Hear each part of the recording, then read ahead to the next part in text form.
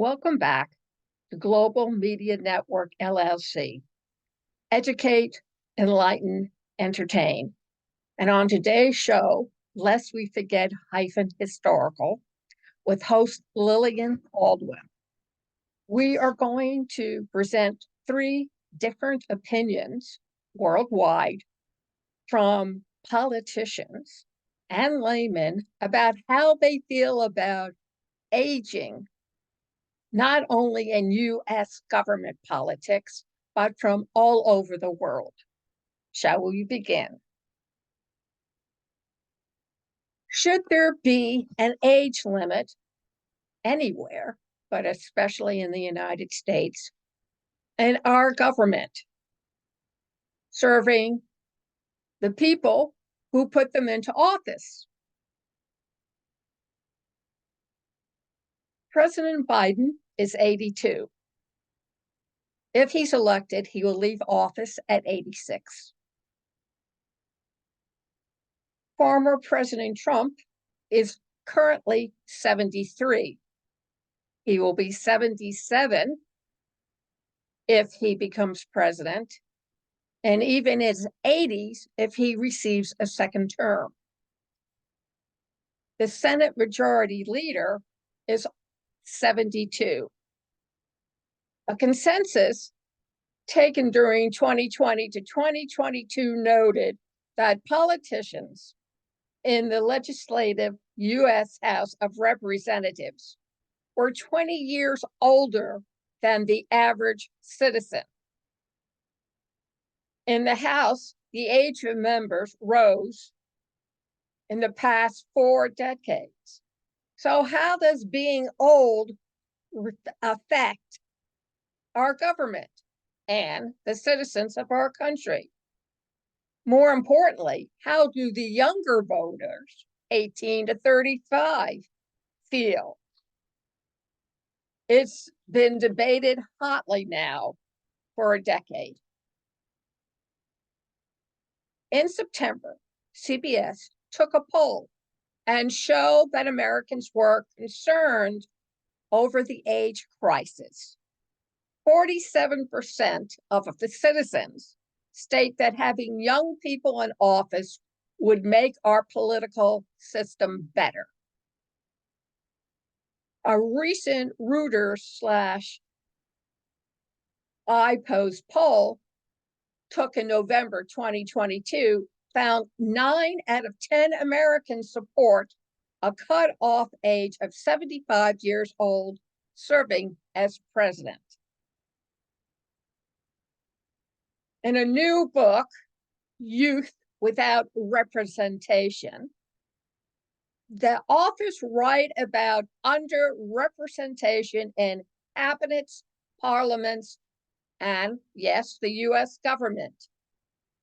The authors found that youth, 35 years and younger, lacked representation on youthful measures necessary to balance out an equal government for all countries.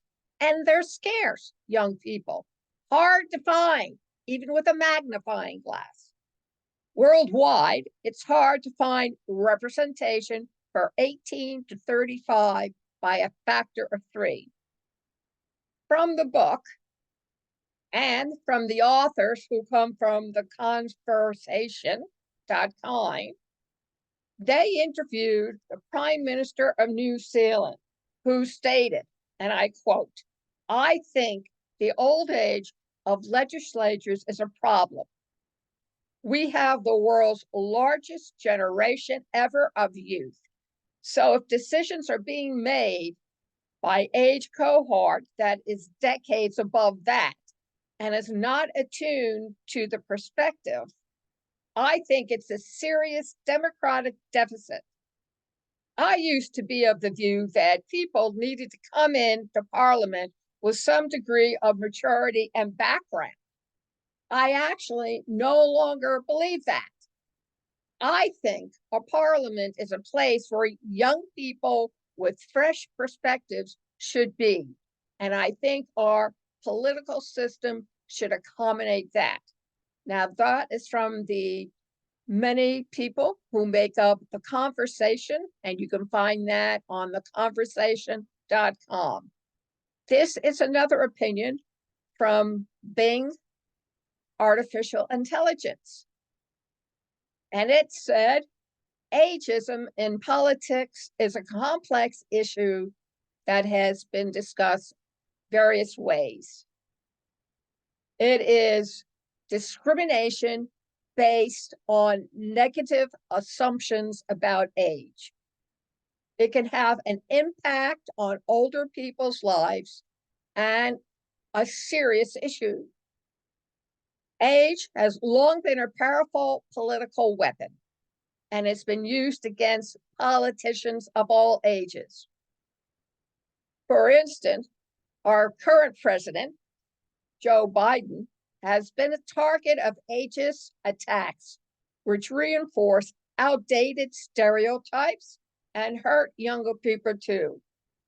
Similarly, California Senator Dianne Feinstein and Wilbur Ross, President Trump's former Commerce Secretary, have also been subjected to similar questions about their age. However, gerontocracy, gerontocracy, or a government consisting of leaders who are much older than the general population, has Americans of various political persuasions wondering whether elective officials should be subject to age limits. More than 50% of Americans prefer restricting individuals over a certain age from serving. Well, you're not allowed to run for president now until you're 35 years old, because they believe that maturity and experience one must have before applying to become the president of the United States. It is important to note that age-based attacks against politicians demonstrate how common ageist stereotypes are in American culture and the world, and how they can shape the attitudes that people have about their own aging process. It is crucial to recognize that people are living longer and are often at the maximum cognitive capacity deeper into old age. Therefore, it is essential to reframe aging in contemporary politics and address the changing demographics of the aging population. That reminds me of an old wives' tale that was told when I was in my 20s. And it went something like this. A huge tribe of people lived in a settlement. And after a while, they outgrew the settlement. Now, there were a lot of older people there. And the younger people felt if they took the older people with them, it would slow them down and keep them from finding their new Shangri-La. So they elected to leave the old people back and let them survive the best they can. And the group went forward. Several months later, they found a valley that fit them perfectly. And yet, the first 2 days they were there, people died. And they couldn't understand it. So they finally sent a runner back to collect what remained of the old people they left behind to starve to death. And they brought one lone old woman, and she went and inspected the land, and very, very carefully, she tasted the water and told them that they couldn't drink the water. It had a slight salt tinge to it. It was not fresh. What's the moral? The moral is that an older aged person left to die knew better than to just rush in and take over a land you are not familiar with. The third opinion is from the BBC, and they asked the question, should we be worried about older politicians?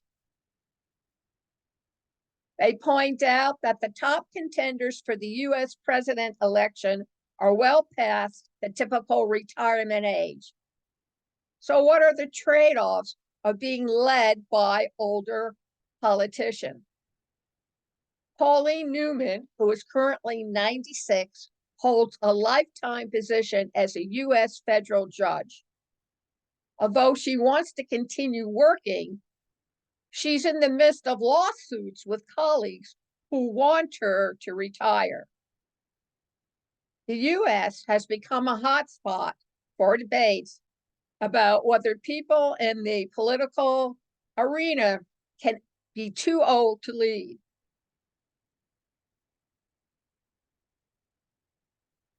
Apart from this fact that we're speaking about gerontocracies, gerontocracies, societies governed by older people, are typically not representative of their population. Other concerns: one, mental fitness. Neuroscience and psychology suggest that cognitive performance varies widely as people grow older. Take a look at the commercials for the products that are supposed to help you think better, remember better, have better cognitive ability. Therefore, making it tricky to determine whether someone can actually be too old to lead. And while some skills tend to decline with age, others improve. Some superagers even possess the mental acuity of people many decades younger than themselves. So, how old is too old? Or is that the wrong question? How does aging affect the brain? Brain volume diminishes over time. In healthy people, the prefrontal cortex is the region of the brain with the most age-related volume loss of roughly 5% per decade. Through its connections to other parts of the body, it helps manage executive function, a complex set of mental processes that have been likened to a thermostat or the conductor of a symphony. The conductor gets in and, of course, leads the various instruments to blend in so it sounds like it's one musical note. So this is part of the key to discussion of leadership capabilities because it involves areas like problem solving, goal setting, and impulse control. Executive function declines gradually during a person who is 30s. And this accelerates as we enter our 70s. White matter disease is a group of condition caused by damage to the white matter in the brain. It also contributes to executive dysfunction and affects about a third of people aged 65 and older. Executive dysfunction can show up in a reduced impulse control and increased repetition of thoughts and behaviors. Think about the President of the United States, for example, and the red phone and the red button. A significant portion of people over 65 have some impairment of executive function. Quote, I think as a general breakpoint, 65 is reasonable, Mark Fisher said, who directs the Center for Neuropolitics at the University of California in Irvine. Other structural changes in the brain become solidified around this age as well. Mental processing speed has been shown to decline from the age of 60 in a study using US data. The very loose threshold of 65 applies to the US, where the overall life expectancy at birth is 76. However, it may be different in other countries with markedly different life expectancies and health systems. The life expectancy for men in the US is 73. This is lower than in the top countries, but much higher than the life expectancy of 60 for men in Cameroon, whose president, 90-year-old Paul Biya, is said to be the world's oldest national leader.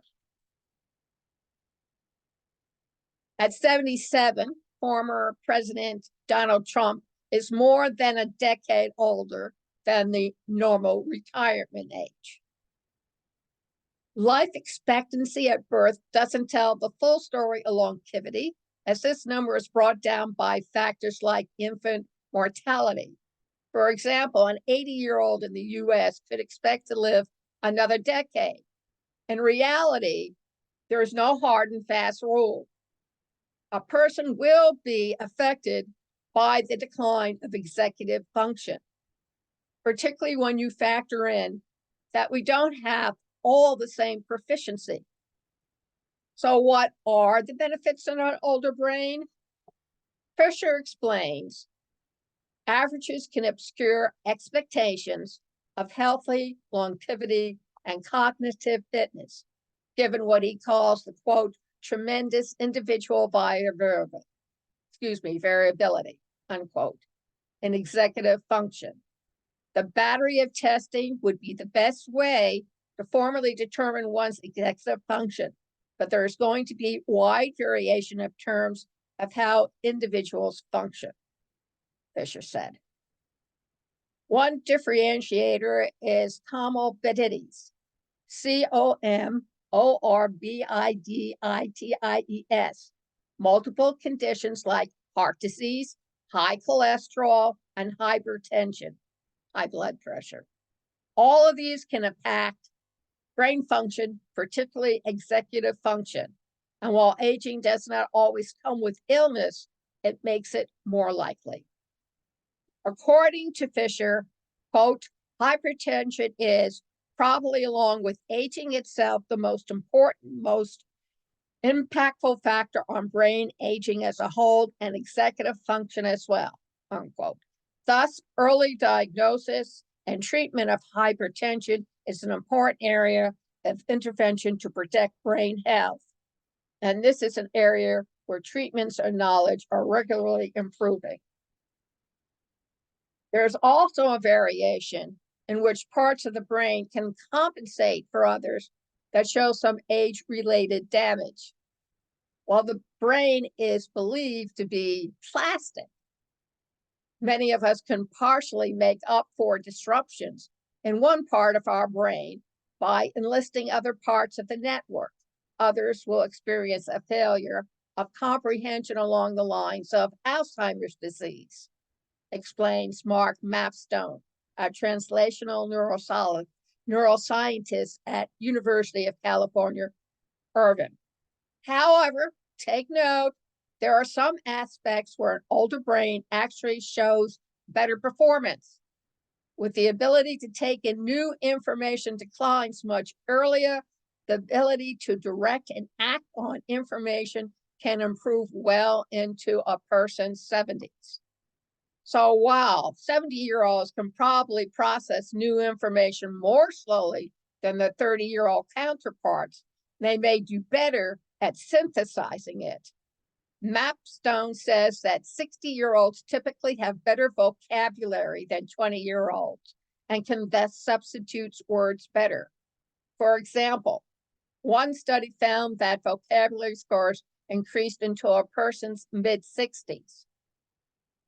Quote, what happens with older brains is that they get better as what is called crystallized intelligence, unquote, Rose McDermott, who specializes in political psychology at Brown University, said, you have these kind of established schemas and ways of thinking about things, and you're able to integrate new information into existing structures much more readily and in many cases creatively than you can when you're younger, because you don't sit on the same degree of knowledge base.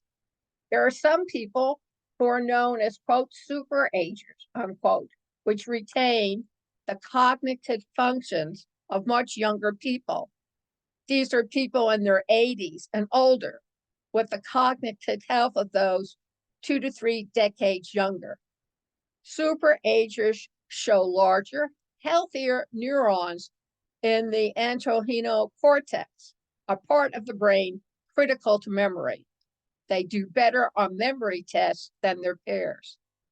Also, physical activity, mental stimulation, and social connections are all important to preserve brain tissue and brain function. Political leadership does provide at least the mental challenge and social connection parts. And powerful people are also likely to have many privileges, including financial security and access to excellent health care. Some scientists consider leaders like Biden to be superagers. Barbara Sahakian, a professor of clinical neuropsychology at the University of Cambridge, said, quote, cognitive flexibility in thinking and problem solving is an essential form of cognition for political leaders to excel at in order to make good quality decisions under certainty and risk.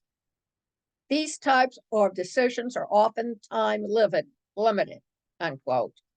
However, this cognitive flexibility usually dwindles over time. The question I am going to leave my audience with is, should political leaders undergo cognitive screening? Text me at 484-364-1032 or email us at pwrnetworkllc@gmail.com.